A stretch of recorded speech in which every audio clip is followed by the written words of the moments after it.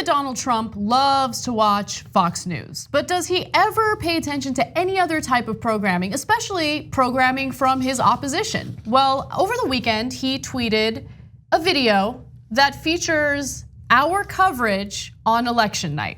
Take a look. Because we don't care. Oh, okay, have Kentucky. Who cares? Kentucky, don't care about Indiana. Don't care. Indiana with West Virginia, Oklahoma, Tennessee, Mississippi, South Carolina, Alabama, Kansas, Nebraska, and Wyoming with its vote, North Dakota and South Dakota, Texas. Up and down the middle of the country, all red. Arkansas, Louisiana, the state of Montana, Missouri. It was at 80% an hour ago for Clinton. What is it now? 68%. Okay, God damn it, I'm nervous. Ohio. Hold. Ohio, gone. Idaho. Okay, yeah, I don't see a landslide here. I don't see it at all. North Carolina. God damn it, if we need Florida, are you me? Florida. It is panic time. Georgia. Donald Trump, now the favorite to win the presidency. Iowa. New York Times now has it at 95% chance. Utah. Can still win, but in order to do so, she has to win Wisconsin. God damn it. Okay, so a couple of things about that. Trump is obsessed. This is the second time he sent that video. The video has two parts. The beginning part where there's a whole host of celebrities saying that Donald Trump can't win. And then I'm also in that compilation, but I never say he can't win because I don't believe that, as you're gonna see it in a second. And then he has a second part about election night, and that's mainly us. Now, why do they have us featured there? Because we're one of the few people who actually care and cover the election night like we actually care. So others are dispassionate, like, oh, I suppose Donald Trump has won, isn't it? Right. So now some Democrats will get on us from time to time and say, oh, Cenk, you sort of helped to start the Just Democrats, and those go after Democratic incumbents. And are you guys ever going to attack Republicans? Well, obviously, you've never watched the show for a single second. Oh, we attack Republicans. Trust me. Ask any Republican, right? But you can see on that night, we were pissed. That part is absolutely accurate. And I was mad. I wasn't sad. I was mad. And you can watch the whole tape for you if it's all over the internet. Okay, the compilation videos, our actual videos, etc. But I was mainly mad at the Democratic Party. And if you ask me why we go after Democratic establishment, because they're the clowns who lost to Donald Trump.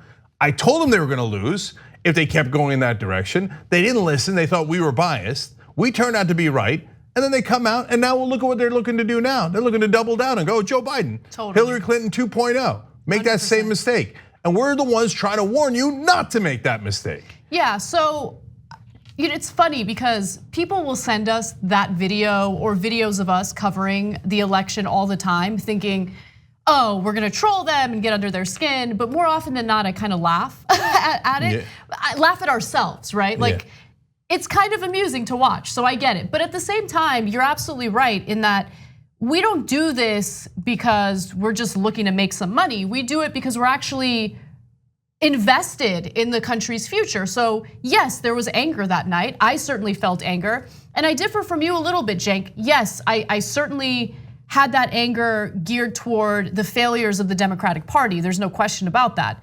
But I was also mad at women who voted for Trump. Like, there's no question about that either. Many of whom are now coming out, speaking to CNN and various news outlets, and indicating that they regret voting for him. And the reason why I was so angry with them is because when someone tells you who they are, believe them. When Trump treats you like a second-class citizen, don't think that it's just for campaigning. He thinks women are second-class citizens, and he's shown that over and over again during his presidency. So now, let's go to the issue of whether the right-wingers are right, that just like everybody else in the media and everybody else in the Democratic Party, we thought that Trump was gonna win, and ha-ha to us.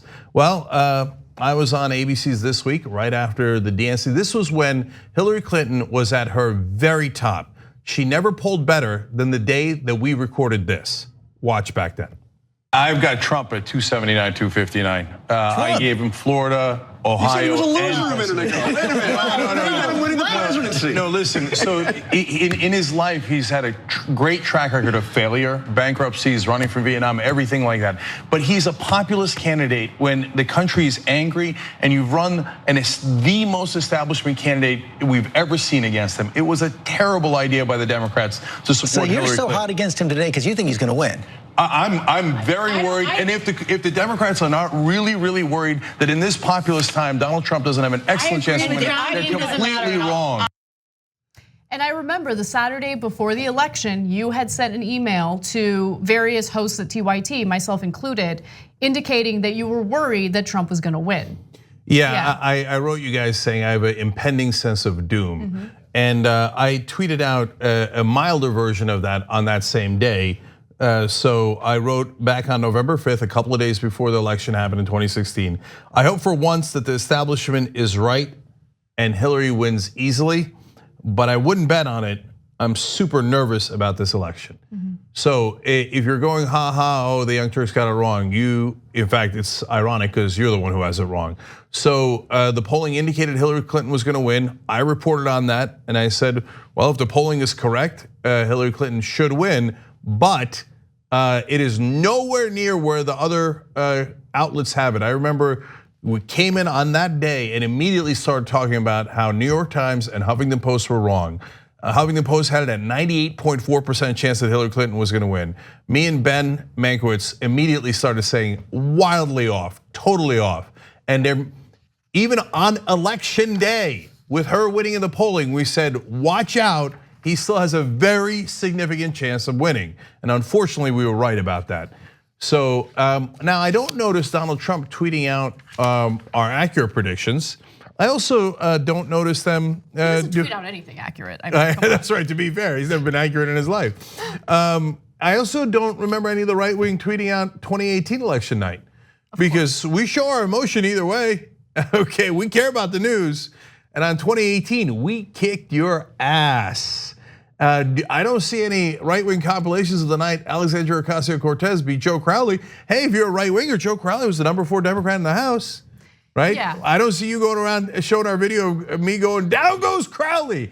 I don't remember you guys showing the videos of me accurately saying that Ocasio-Cortez would win and that a lot of the Justice Democrats would win, and now there are 7 in the House. So look, it isn't about just going with who you want to win. See, that would be bias. It's okay to have a perspective and say, I do not want Donald Trump to win. And I very much say that today as well as I did in 2016. But the question is, who's actually going to win? Those are 2 separate questions. Yeah. And on that issue, when I support progressive candidates on the left wing, people say, oh, you're biased because you like them. No, we have been accurate about people on the left wing and the right wing when they have a chance at winning, and we've accurately assessed that. And if you thought Just Democrats did well last time, by the way, wait till you get a load of 2020. And more of that is on its way right now, justdemocrats.com.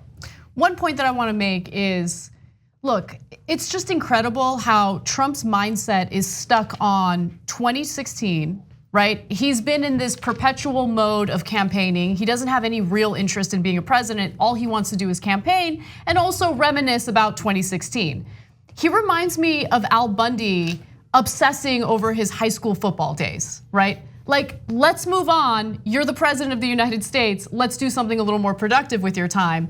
And then it also reminds me of athletes who always want to make themselves out to be the underdog, who, somehow manage to overcome all odds and win. Yeah. Like, just move on. Okay, we got it. You won the election. So what are you gonna do after you win the election? Because he hasn't accomplished anything other than engage in trade wars, put us on the brink of war with various countries, Venezuela, Iran, possibly Russia, North Korea. I mean, he's a mess. And anyway. He has only one accomplishment, and that's tax cuts for the rich. Yes. Is that why you voted for him, right wing, who loves to laugh? Guess who's laughing now? You're the schmucks that he took money from and redistributed to his friends at the top, including himself and his family. So look, there's a reason why he's tweeting this today, because this is an old video and he had tweeted it before too. There's one smaller potential reason is now that I'm on CNN, maybe I'm getting under his skin. I think that might be it. Okay, my God, imagine if during the campaign, if I'm on TV all the time, TV that he's watching, I'm gonna get under his orange skin so bad.